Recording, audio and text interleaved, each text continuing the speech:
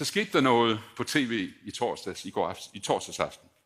En dreng i tv hos Clement, en gymnasieelev, formand for elevrådet, statsborger i Danmark, dansk mor og etnisk far.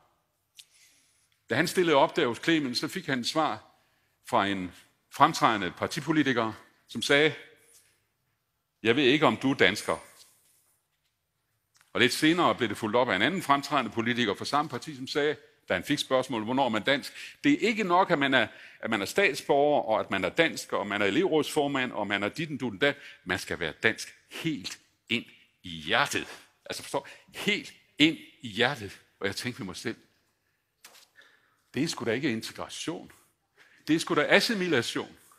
Og det har vi som bekendt prøvet før. Ja, vi har prøvet det før. Op i Grønland, og der gik det ikke så godt, mine damer og herrer. Det skal vi ikke gøre igen. Vi skal respektere hinanden, og jeg vil sige personligt, og jeg håber, jeg kan sige det på vegne af alle socialdemokrater her, til den dreng, Jens Philip Jastani. Du er lige så dansk som alle andre drenge i Danmark.